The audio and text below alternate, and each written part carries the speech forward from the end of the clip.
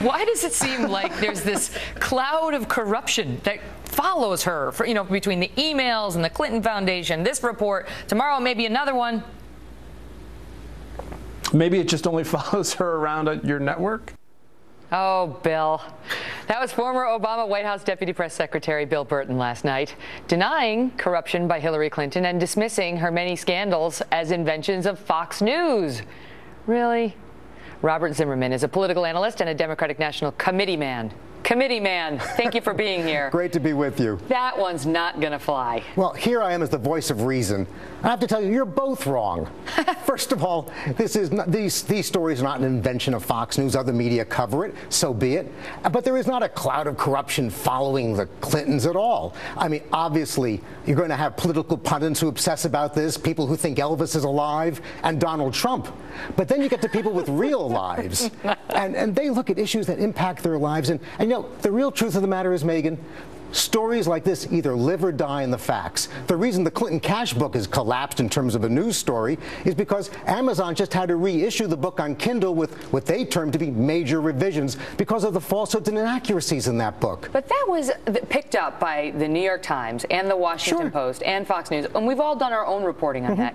It hasn't, the allegations have not collapsed. It was a circumstantial case, and the circumstantial case still stands. And Hillary Clinton has not spoken to it at all. But even the Wall Street Journal acknowledged when they did their own investigation just 4 months ago that there was no example of any corporation getting favors by giving to the foundation. There's no smoking gun. That's different from there's no case to be made. The only point I was trying to raise with Bill is that, like Ron Fournier has been saying, she sort of got this on her because this is how she lives. This is who she surrounds herself with. Some shady characters, from the Sidney Blumenthal thing that broke yesterday, present company accepted, because I know you're friends, from the Sidney Blumenthal thing to the email scandal and the servers, to the Clinton cash thing, to Benghazi. If you want to go back further, you could.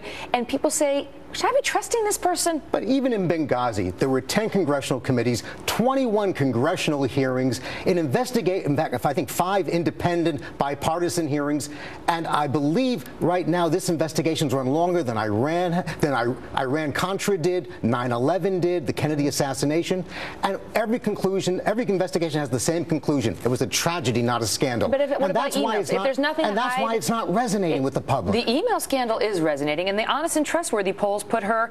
Do you say she's honest and trustworthy? 54% say no, only 38% say yes, according to the latest Quinnipiac poll. And Gallup's poll that came out just this past week said she weathered the storm on this controversy. And in fact, the most recent Pew poll had her, in fairness to your point, her numbers are down. But she still has a 77% approval rating amongst Democrats. The reality is, once you become a candidate, you face the political warfare and the political battle. That's what we're witnessing. I wish she would face it. She needs to face it. She's really just going to put the face the other way. 21 months to go. You'll have plenty of time. All right. I hope you're right. Great to see you. Good to be with you. Thank you. Well, 2 years after spending nearly 13 hours on the Senate floor, Senator Rand Paul is at it again. Chris Stirewalt is next on this new showdown. Plus, we've got breaking news in the presidential race. Plus, as we watch the terrorists take over a city where American soldiers were dying not long ago, the White House sounded awfully dismissive of the loss yesterday. Dana Perino weighs in on why Ramadi may be a game changer. And Donald Trump is here to respond to to tell us what he would do if he were in charge. We're losing it so badly. They're cutting off the heads of every Christian that they can find and other people. What would you do differently?